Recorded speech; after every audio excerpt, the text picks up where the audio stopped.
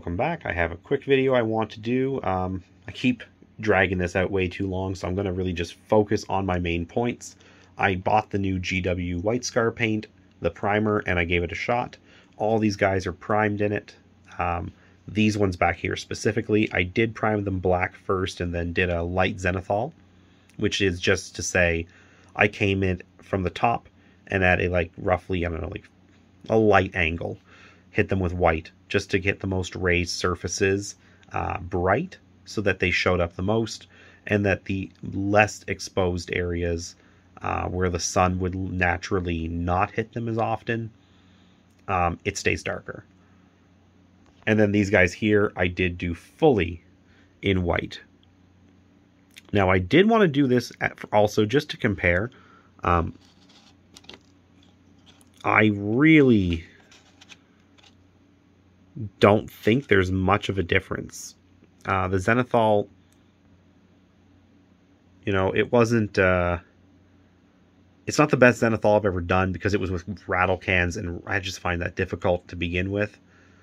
But overall, I just find that they actually did do pretty much the same job, which I can't say I'm upset about. I mean, that's quite good to know that just a single coat of this from a few angles is really nice, this white spray.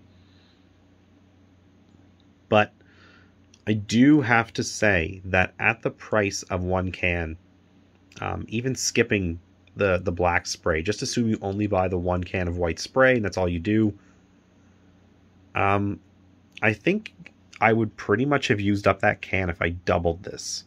So this is 25 models total I primed. They're not all visible, but I did 25 models in this go.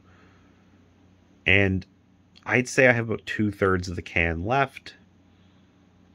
And that's, you know, not great. Getting 50 to 70 models from one can, it's not bad by any stretch.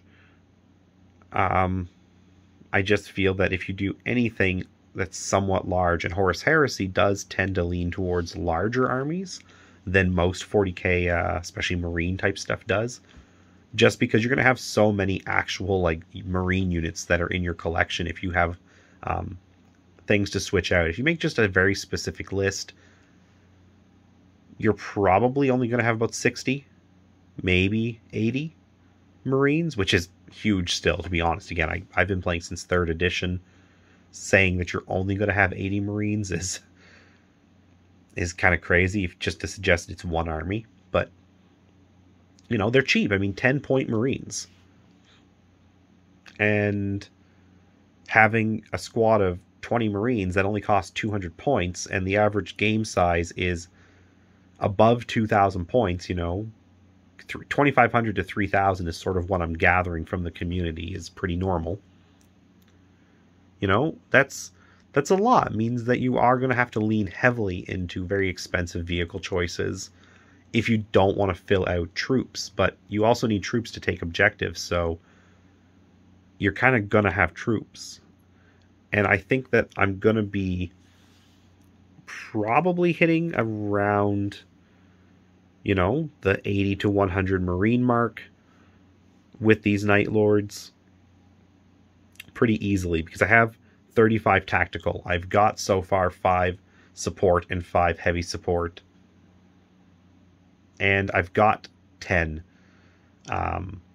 assault Marines, plus, you know, 10 Terminators characters. I mean, that's quite a large number already, but I'm going to have more. By the time I'm done with this, I'm kind of aiming for 4,000 points, and there's going to be, you know, again, 100 infantry at least.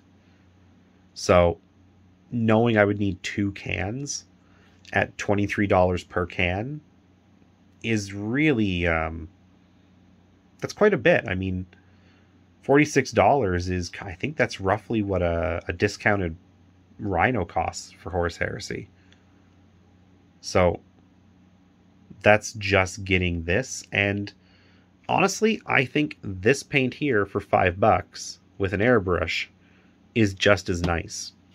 So is the acrylic 3rd gen primer from AK Interactive, and that one's only like, you know, I think it might be $10 for a big bottle of that, but I think it's actually like 8 or 9.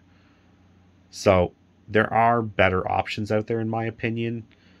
If you're going to use rattle cans, this is sort of like the best I've seen, but it's expensive.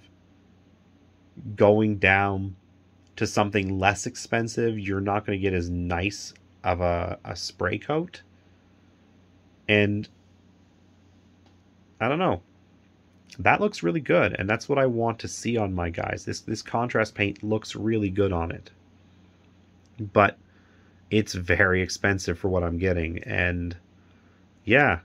So my review of the GW White Scar paint is that it's great if you're okay with paying $23 a can. That's Canadian. That's after discount. You'd have to apply your local currency and what you can get it for, but I think US dollars it's going for like $18 a can or something like that at discount. So, you know, that's something to consider.